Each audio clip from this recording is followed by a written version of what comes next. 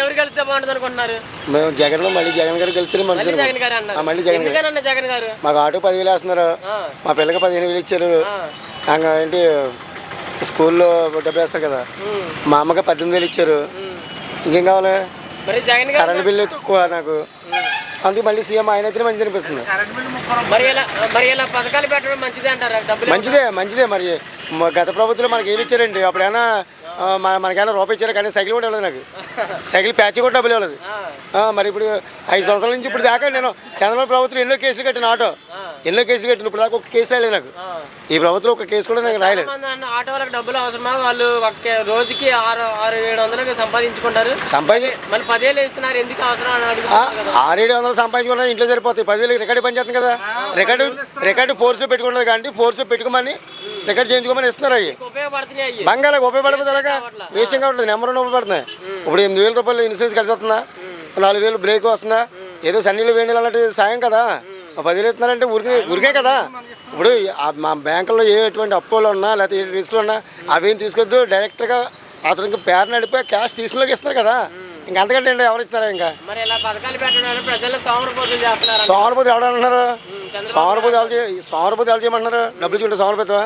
ఇప్పుడు ఇంట్లో లక్షలు దాచుకున్న సోమరపోతులు పడుకున్నారా? పొద్దున్నే వాకింగ్ చేయట్లేదు, కొవ్వు కరగట్టుకోవడానికి. మరి అది ఊరికి నుంచి చేస్తున్నారు, మానేవచ్చు కదా. ఎవరు సోమరపోతే చేయమని ఎవరు అంటారు? పనికి వెళ్తారు, 2 రోజులు వెళ్తాం అనుకో, 4 రోజులు పడుకోమని చెప్పారండి. లేదు చెప్పలేదు కదా, జీతం వస్తుంది కదా. ఆ డబ్బులు దాచుకుని ఇంకా పని చేసుకోవాలి. డబ్బులు వేస్తున్నారా, లేకపోతే ఖాళీగా ఉండండి, లేకపోతే కొవ్వెట్టి చెప్తున్నారండి. అదొక కౌలు చెప్పేవాళ్ళు అందరూ అయ్యి చేతకని మాటలు. అసలు లేకపోతే ఏం చేద్దరు? అసలు రూపాయి ఇవ్వలేదు, గత ప్రభుత్వం రూపాయి ఎవరికి ఇవ్వలేదు. మరి అప్పుడు ఏం చేశారు? అప్పుడే ఇబ్బంది. అప్పుడు ఏమైనా పనికిలో వెళ్ళిపోయా, మానేసాడా ఎవడ పని అడిగి చేసుకుంటారు. ఇంకా ఇస్తున్నారు వాళ్ళ పథకాలు వస్తున్న వాళ్ళు. అసలు ఈ జగన్ ఏం చేసాడే, ఎవరు చేసాడే ప్రభుత్వం? ఎందుకంటే నాదెండ్ల భాస్కర్ కానీ సీఎం చేసినప్పుడు నేను పుట్టాను.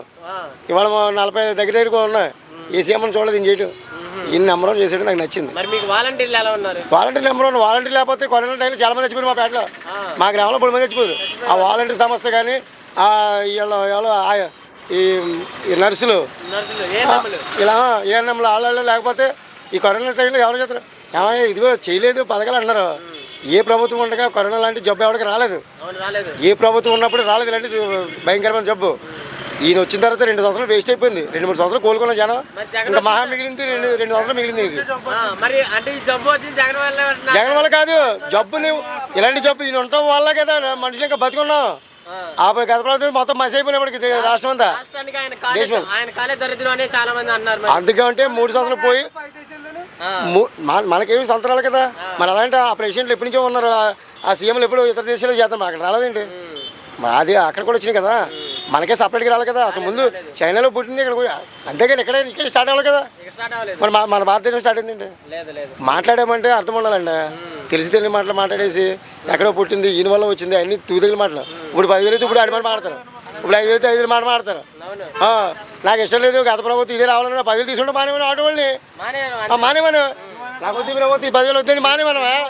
మానే ఎవరు తీసుకున్నాడు?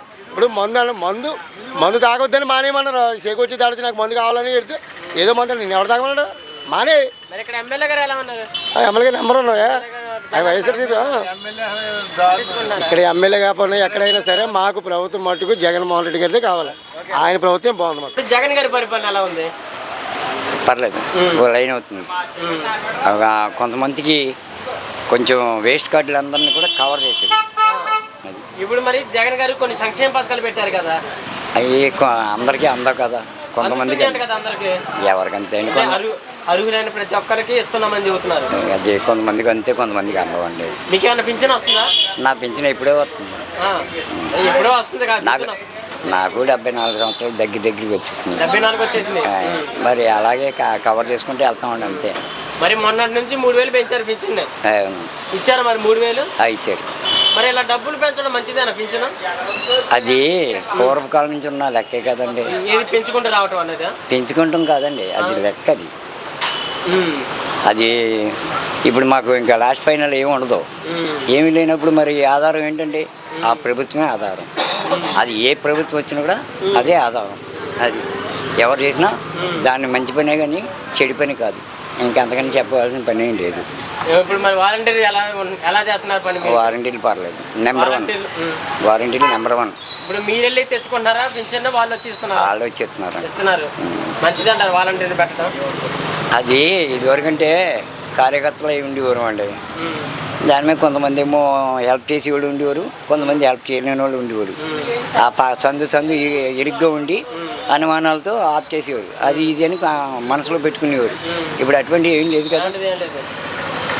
ఎంప్రెస్ మరి ఇంకా ఎంప్రెస్ మేము ఇప్పుడు కొంతమందిని పెన్షన్ ఇచ్చే కదా, మమ్మల్ని పెన్షన్ ఇచ్చి ఎలా పెంచుతున్నారో అలాగే ఎంప్లాయీస్ని పెంచినట్టే. ఎంప్లాయీస్ మరి వారంటీ ఏంటంటే ఎంప్లాయీసే కదండి. అవును. అలాగే ఇంకా అంతకని చెప్పేది ఏం లేదు.